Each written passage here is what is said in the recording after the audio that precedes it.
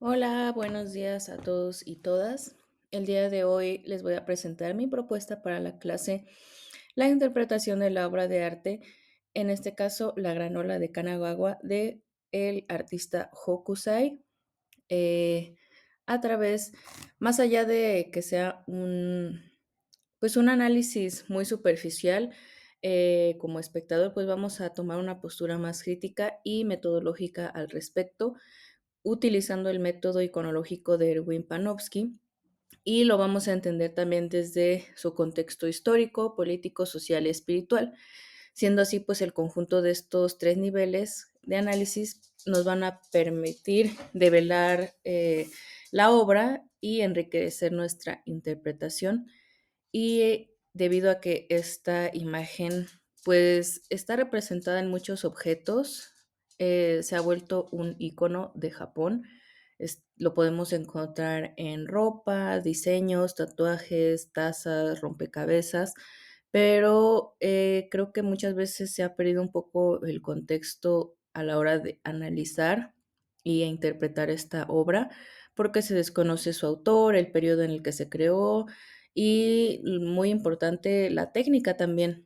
Entonces, el objetivo es que al final de la clase, pues entre todos podamos leer visualmente pues esta obra o distintos tipos de obras desde diferentes niveles, no solo lo que se ve, sino lo que significa. Entonces, hablando eh, ya del método en sí, se divide en tres niveles y a mí me gusta condensar un poquito en preguntas para que sea un poco más sencilla nuestra forma de entender el método de Panofsky, que en realidad no es complejo, simplemente se trata como de ir desmenuzando cada uno de los elementos. En este caso, el nivel preiconográfico, yo lo resumiría en la pregunta: ¿qué es lo que vemos? Que en este caso es lo que está representado, meramente lo que está ahí. No hay que tomar ni deducir más, solo lo que está ahí. Y lo que Panofsky nos pone el ejemplo es del hombre con el sombrero, que él dice que él va caminando y se encuentra con un hombre que le levanta el sombrero. ¿Qué es lo que ve? Solo ve eso, un hombre con un sombrero que lo levanta. Eso es todo, es lo que está ahí. Lo que es y lo que se ve es lo que hay. No más, en este caso es identificar las líneas, los colores, si hay elementos de la naturaleza, personas, qué es lo que hay. En este caso, pues en la pieza que más adelante vamos a analizar en conjunto ya con el método, bueno, pues sí, sería a simple vista lo que se ve: agua, colores fríos, azules, líneas marcadas, eh, lo que está ahí. Entonces, pasando al segundo nivel iconográfico, es qué significa lo que estamos viendo en relación con lo visual, ¿no? Como ir entrelazando una historia de lo que ya sabemos. Para mí es como no investigar más, sino con ya nuestra noción o nuestro propio conocimiento, darle ya o generar una historia de lo que nos quiere mostrar el autor en la imagen. En este caso, volviendo al ejemplo que pone Panofsky del hombre con el sombrero, dice, bueno, desde su concepción, él tiene entendido que un hombre que levanta el sombrero significa que lo está saludando y ya, ¿no? O sea, no hacer otras suposiciones. Lo que está ya con nuestro previo conocimiento es ir hilando. Les comento más adelante, vamos a analizar ya con los tres niveles. Aquí está como ya el nivel secundario, pero ya es como interpretar más de que, ok, en esta imagen pues ya hay hay, ay, no pasa, aquí está.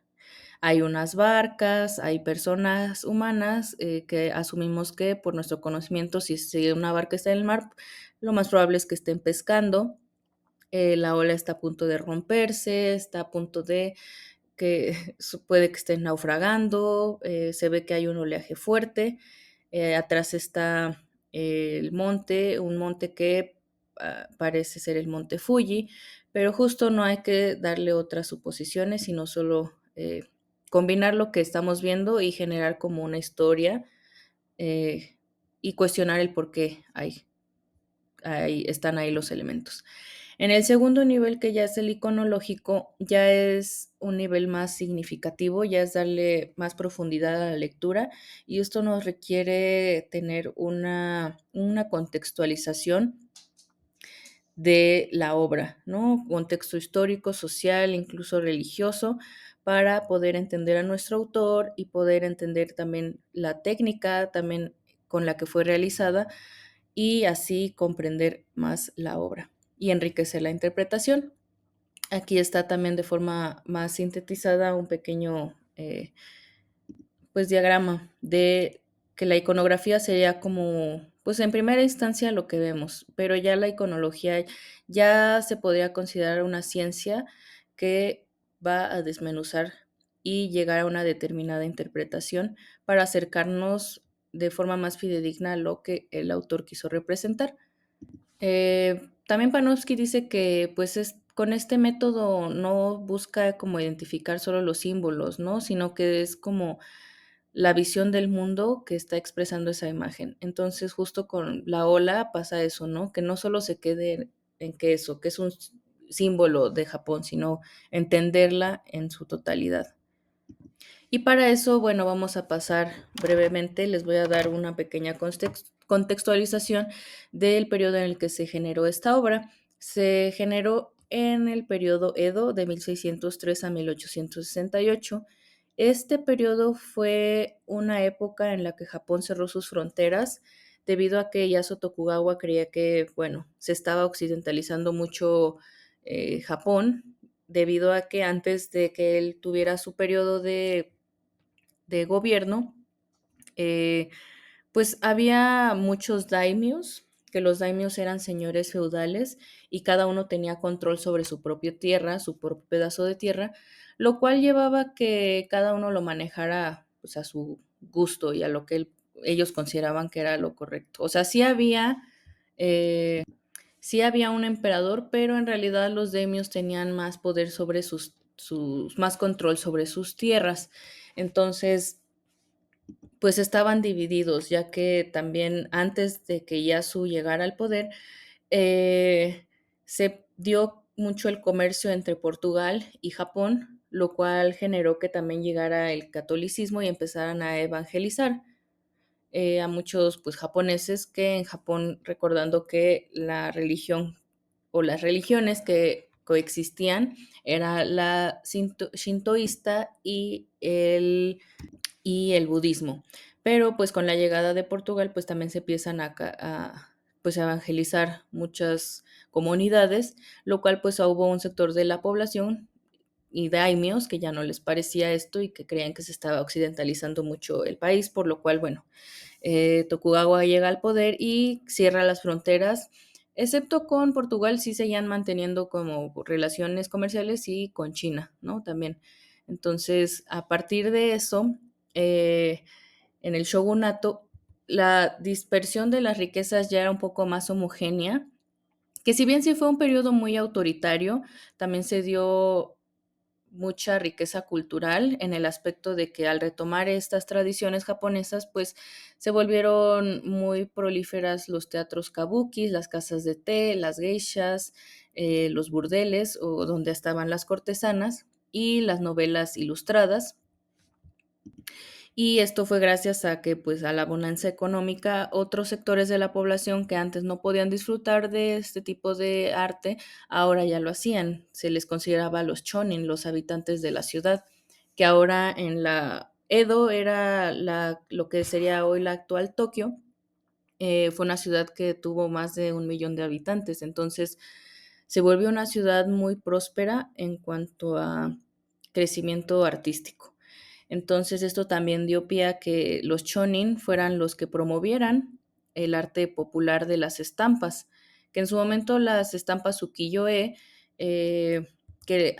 retomando esto también, el ukiyo, gracias a esta prosperidad económica, la filosofía del ukiyo es una filosofía hedonista de la vida. Ellos veían la vida como el presente, hay que disfrutarlo y hay que vivirlo, y por ello hay que disfrutar de lo que se nos está ofreciendo, los placeres y la belleza. Es por ello que también, pues se daba mucho que compraran este tipo de estampas que difundían de forma ilustrativa o gráfica las vivencias del pueblo, ¿no? O sea, la silografía era un arte por y para el pueblo. Entonces yo escogí esta de 1680 del periodo Edo, que es una escena donde podemos ver una casa de té, donde aquí hay una mujer que está tocando el shamisen, está entreteniendo con su música. También aquí podemos ver lo que podría ser la representación de un burdel. Aquí vemos a una cortesana, comerciantes, gente en el pueblo pues caminando. Entonces, esto es como una representación de cómo se veía en ese momento el Edo en, en el actual Tokio. Y ahora hablando un poquito más de la religión, que pues es como una pasada muy rápida, solamente como para contextualizar un poco la obra. En este momento del Edo ya había un sincretismo entre shintoísmo y budismo, aunque Tokugawa dijo no, el shintoísmo va a ser la religión oficial, ya era muy difícil que se separara, ¿no? O sea, lo que nunca vamos a ver es que esté tal vez junta algo católico con budista o algo católico con shintoísta, pero el budismo y el shinto, al compartir un poco esta raíz como del origen natural de las cosas o esta conexión con la naturaleza, pues sí convergen unas con las otras. Podemos ver templos budistas con cultos a los kamis, que bueno, los kamis son espíritus que se veneran en el shintoísmo y el shintoísmo tiene sus orígenes desde la prehistoria, o sea, no hay como una, no hay un origen que diga, bueno, este fue el fundador, sino como que fue un conocimiento que fue pasando en la prehistoria de voz en voz y que en este caso Amaterasu, que sería lo más parecido desde nuestra visión occidental a lo que es Dios,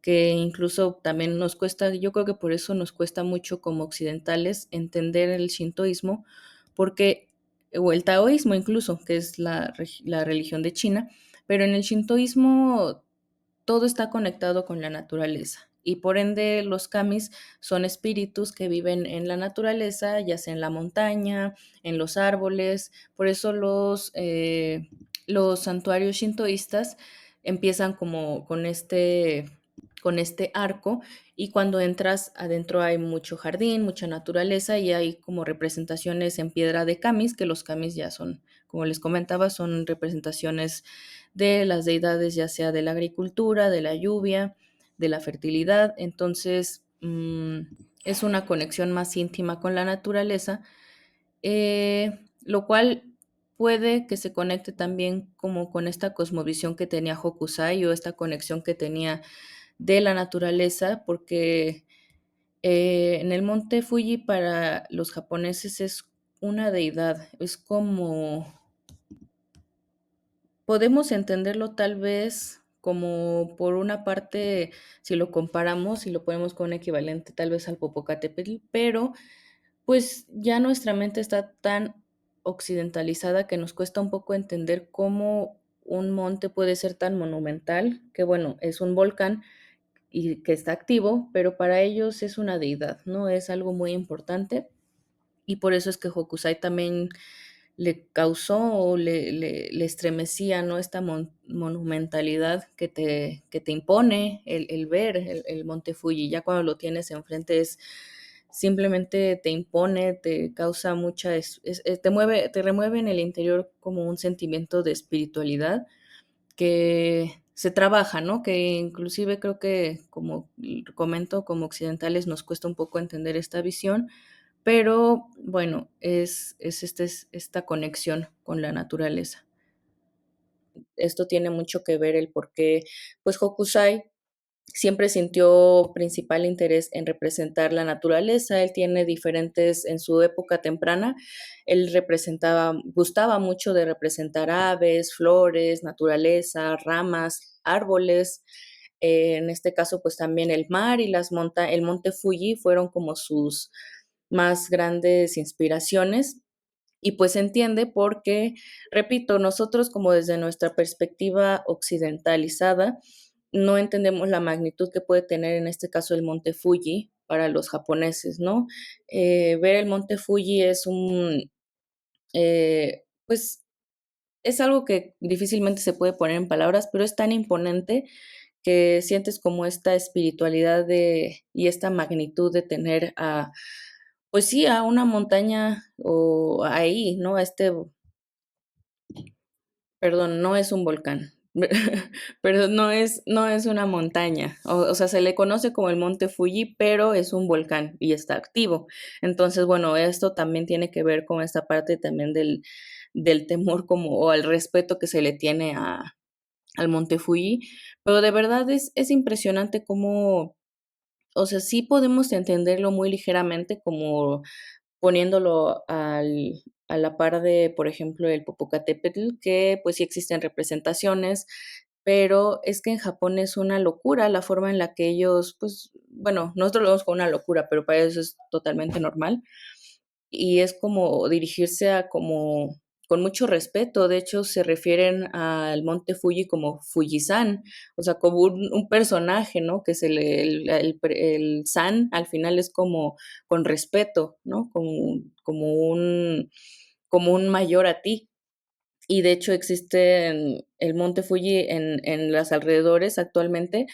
Hay tiendas y casi en todas las tiendas y todos los pueblos aledaños hay muchos productos, comida, o sea, todo está relacionado al monte Fuji porque pues es venerado como una eminencia, pues sí, como algo muy grande que está ahí, ¿no? Pero bueno, esto también nos ayuda a entender un poquito por qué le interesó a Hokusai. Y pues aquí está representado nuestro autor, que sus representaciones son muy pocas, o sea, sus retratos son muy pocos y los que hay son de él muy, muy viejo, porque él como que se autoconsideraba que era el pintor loco era un viejo loco de la pintura, así el viejo loco de la pintura, así se hacía llamar él. Porque estas representaciones de él así yo las asocio a que por lo mismo de que él se consideraba como inexperto en su juventud y que hasta la edad avanzada ya tenía experiencia, yo creo que por eso sus representaciones son de tan avanzada edad. Eh, pues él estuvo como aprendiz en un taller de ukiyo-e. Él aprendió a hacer todas y cada una de las actividades en serie que se tienen que realizar para hacer una estampa. Pero pues después de ya aprender como la parte técnica, pues él decide pues separarse del taller en el que estaba siendo un aprendiz y dedica toda su vida a dibujar incansablemente hasta encontrar su estilo y perfeccionar su dibujo. Pero pues él nació siendo pues un chonin, un habitante normal de la ciudad de Edo. Venía de una familia humilde y se mantuvo humilde toda su vida, porque cabe aclarar que como comentaba anteriormente, pues el ukiyo era como esta forma pues económica y popular de difundir imágenes. Entonces no tenían grandes ganancias los artistas del ukiyo-e. Vivían modestamente, se les podía considerar incluso hasta bohemios porque pues viajaban mucho, cambiaban de casa constantemente, no sé, no, esto también por eso es que Hokusai tiene diferentes representaciones de diversas regiones de Japón, bueno, de su alrededor, porque pues no tenía una estabilidad o no tenía, bueno, me voy a quedar aquí toda mi vida, sino pues cambiaba, viajaba mucho y le gustaba como pues hacer muchos estudios de la naturaleza. Eh, También a él se le atribuye un poco como estos orígenes del manga y él tiene una serie que se llama Hokusai Manga, que son estas pues viñetas que se les asemeja o se podría decir que son como los primeros acercamientos a lo que sería hoy el dibujo de manga actual, pero se le considera uno de los precursores también del manga, que es muy interesante también, es como para eh, otra plática. Eh, y aquí brevemente también quiero explicarles un poco el proceso para la realización de las estampas ukiyo-e. Se requieren de 4 personas para realizar este proceso. Eh, Diferente a lo que se creyera, digamos que en esta serie, pues en este proceso, la persona más importante es el editor, que es este personaje número 4 de aquí. que el editor va a ser quien va a poner el dinero y se va a encargar de difundir las imágenes y pues de generar las ganancias económicas para pagarle a los grabadores y a los impresores y al diseñador. Eh, en este caso, aquí hay un retrato también de Hokusai, ya viejo también, ya grande, y él era el diseñador, el Gakko, que es el que se dedica a realizar los diseños y que después van a proceder al grabador, quien va al Hoshi, que va a ser quien va a trasladar con las herramientas, las gubias, el martillo, en una placa de madera.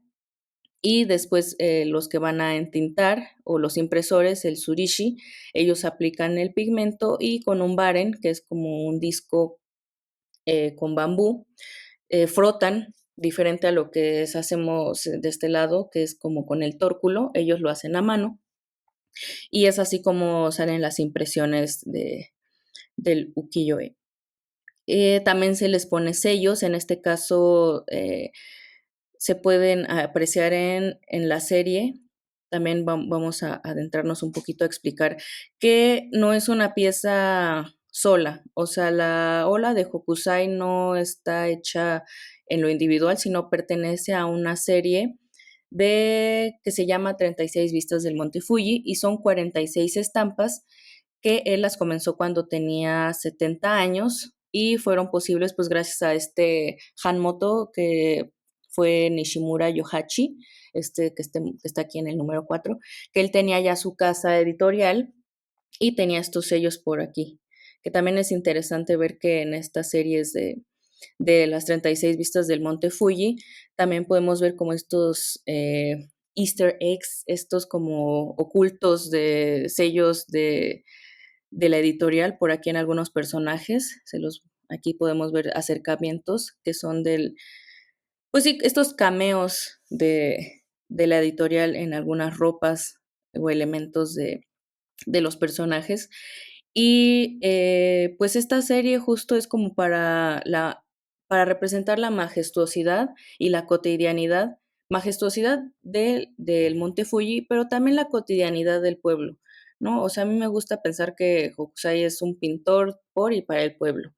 Eh, y bueno, podríamos pasar mucho tiempo como analizando cada una de estas obras, pero lo que nos interesa es la granola, simplemente como que las puse de ejemplo para ver que es parte de una serie de 46 grabados, en las que todos los grabados pertenecientes a esta serie vamos a ver al Monte Fuji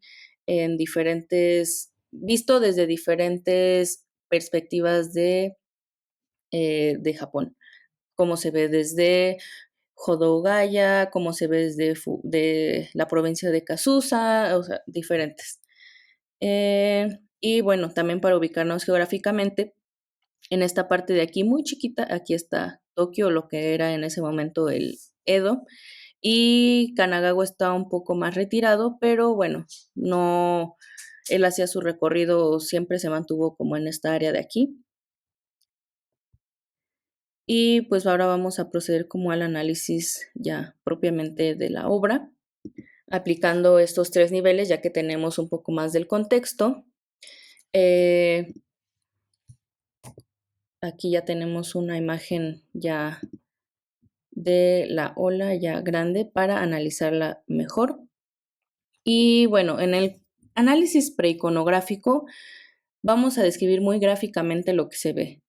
Que en este caso, pues si fuera una clase ya puesta en práctica, pues bueno, se pediría como la participación de los alumnos para identificar los elementos gráficos, en este caso pues lo voy a hacer yo, que vemos elementos que están ahí gráficamente. Montaña, vemos una ola que está a punto de romperse en forma como de garra, vemos tres barcas y algunos personajes. Colores fríos, azul en tonos azules, blanco, y un poco de amarillo ahí por el ocre al fondo. Ese sería como nuestro análisis preiconográficos, describir solamente la imagen de lo que se ve. Y un pequeño paréntesis muy breve que se me olvidó comentar antes es mencionar las dimensiones de los grabados, que pues sí, al ser una imagen como tan imponente, pensamos, o bueno, al menos yo tenía la idea desde mi ignorancia antes de entender como eh, de qué dimensiones eran los ukiyo-e, pues en realidad son ilustraciones, son imágenes pequeñas, o sea, esta en realidad mide 25.7 por 37.8 centímetros, o sea, son pequeñas, contrario a lo que yo creía que eran piezas grandes, ¿no? De 2 metros por 2 metros, pero no, son piezas relativamente de formato pequeño. Y esto es también, pues, debido a que la madera que se usa, pues, en ese momento era cara, pero también por el manejo y el tiempo de grabado que requiere cada placa de madera, pues, tienen y por la difusión, pues, tan popular que se le daba, tenía que ser un formato, pues, fácil de difundir y de realizar. Pero bueno, ya pasando al punto número 2, que es el iconográfico, ya vamos a analizar más a profundidad y generar una historia de cómo están los elementos representados aquí. Podemos ver que estas barcas eh, tienen pescadores y asumimos que son pescadores porque, bueno, pues están en el mar y estas son barcas para pescar. También vemos que este monte no es cualquier monte, es el monte Fuji. Y también podemos como interpretar que hay como una relación entre el humano y la naturaleza, porque pues en dimensiones respecto a la ola, pues los que están representados son muy pequeños en comparación con la monstruosidad que está aquí representada en la ola. Ese sería como muy brevemente eh, mi interpretación ya del segundo análisis iconográfico.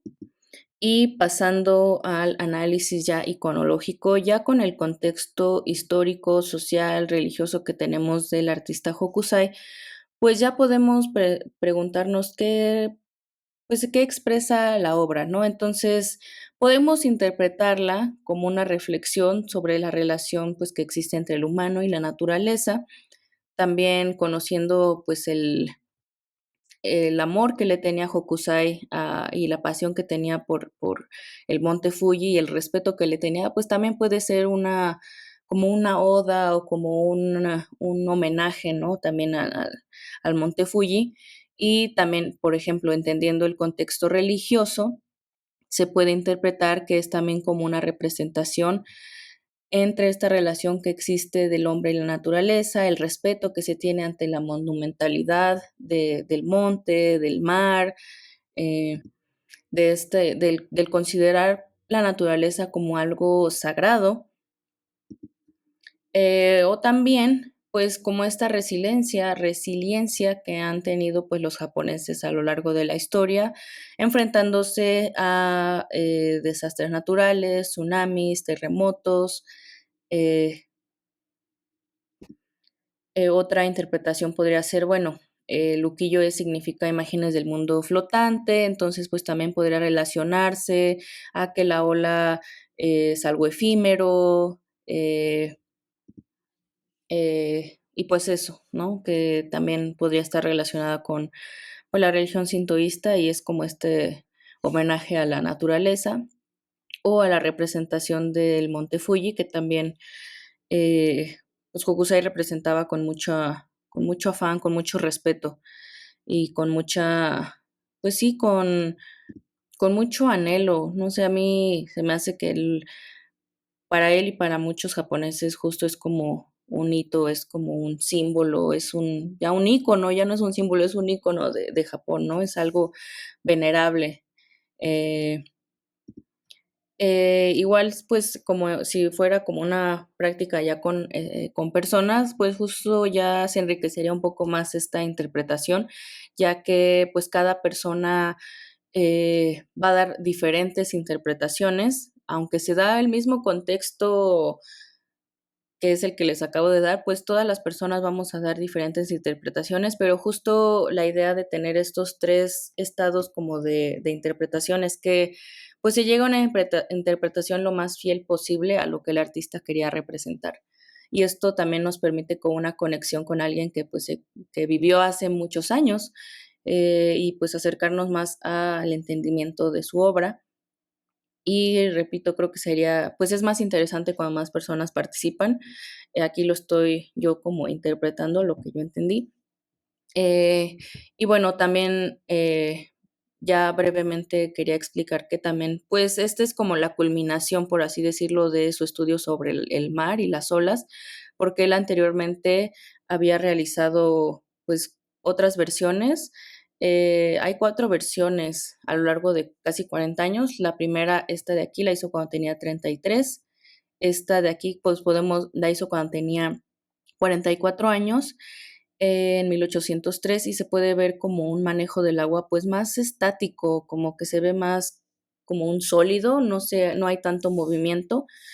En esta número 3 ya la hizo cuando tenía 46, igual como que él estaba en la búsqueda de cómo representar el movimiento, pero ya en la cuarta y la que se volvió la más famosa ya tenía 72 años, fue en 1831, entonces pasaron casi 30 años para que él perfeccionara esta maestría del cómo a través de la estampa poder representar eh, el ukiyo-e, a través del ukiyo-e, perdón, pues este oleaje o este movimiento.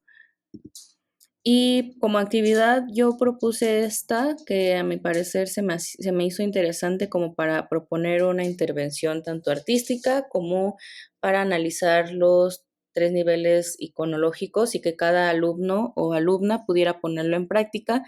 Y yo propuse esta actividad de reinterpretación, que ahora que ya tenemos más analizada esta imagen, pues me gustaría invitarles a que realicen una nueva interpretación de la ola, cambiando uno de los elementos fundamentales de la obra, como sería el monte Fuji o la ola en sí misma, eh, intercambiándola por algún otro elemento visual monumental que escojan, con la intención de generar pues, nuevas lecturas de la imagen y así poniéndolo en diferentes contextos, como pues al cambiar un solo elemento de la imagen, el análisis se vuelve completamente diferente. Entonces yo escogí estos ejemplos para ver cómo diferentes personas han resignificado la obra. Y en este caso, por ejemplo, ya teniendo más contexto, pues a mí me gusta esta de Godzilla, que tomando en cuenta que en el periodo Tokugawa las fronteras pues estuvieron cerradas y después proceden, en el periodo Meiji las proceden a abrir forzosamente, ya cuando derrocan el legado de Tokugawa, se abren forzosamente las fronteras por Estados Unidos, que los obligó. Y pues después viene la Segunda Guerra Mundial, vienen las bombas de Hiroshima y Nagasaki, y después de la Segunda Guerra Mundial nace este personaje que es Godzilla, que fue creado como una representación de los horrores de la Segunda Guerra Mundial y como esta aberración que son las bombas atómicas y cómo generan daños incluso o generan mutaciones también genéticas. Entonces pues se creó este personaje. Entonces pues también ponerlo aquí ya da otra interpretación completamente diferente, teniendo este contexto, por ejemplo, de Godzilla. Se puede interpretar como, bueno, es la invasión de los Estados Unidos, es la representación del miedo enfrentándose al imponente o a la resiliencia del Japón tradicional que se quiere permanecer ahí, ¿no? Los personajes luchando por salvaguardar como su tradición. Esa es una interpretación mía. Aquí otra que la verdad la calidad no es muy buena, pero la idea me gustó como para ejemplificar esto. En este caso, por ejemplo, Donald, que el pato Donald, que pues es un personaje 100% americano, lanzándose a la granola, se muestra divertido, pero también podría interpretarse como, en este caso, no sé, como Estados Unidos, pues siempre se ha forzado a meterse o a occidentalizar Japón. En ese caso podría ser una interpretación, o también, bueno, esta de los gatitos. Y yo puse aquí un ejemplo, yo lo hice, que es de unos personajes de un anime que a mí me gusta, que se llama Evangelion, y pues es como una contraposición al Japón antiguo o al Japón del Edo, y cómo ha evolucionado pues la creación de personajes robotizados, y quería como representar estos robots que en realidad son monumentales, son grandísimos, pues mostrando esta dualidad que existe entre tradición y modernidad. y que estos, en la actualidad, estos personajes del anime de Evangelion, pues también ya son ahora un hito también en Japón, los encuentras representados monumentalmente en museos, en parques. Entonces, pues también yo quería como representar esta dualidad que existe entre uno y otro, pero quería como con el ejercicio quería incitar a que los estudiantes generen unas nuevas lecturas o nuevas interpretaciones y cómo estas cambian solo con mover un elemento o agregar un elemento a la obra. Eh, y bueno, eso era como pues como vimos hoy, interpretar la obra de arte no solo es describirla ni buscar una verdad que está ahí por ahí escondida, mensajes subliminales, sino es cómo entender el artista, la creó el contexto, las técnicas y como espectador, cómo te encuentras en esta imagen. Y el método de Panofsky nos ayuda a darle esta lectura, pues a estas capas de significado que una obra puede tener y partir desde lo visual hasta lo simbólico y lo ideológico. Y bueno, ya cerrando, pues la granola de Hokusai sí lo hemos visto como en miles de productos, pero no solo es un paisaje japonés, es una imagen, ay, perdón, que ha trascendido siglos, culturas, emociones y que es un parteaguas para la cultura nipona y que cada vez que alguien pues mira esta imagen, pues se resignifica y su significado pues, se reactiva. Entonces, esto pues se puede aplicar a muchas imágenes, pinturas, esculturas el día de hoy. Entonces, pues espero haya sido de utilidad. Muchas gracias.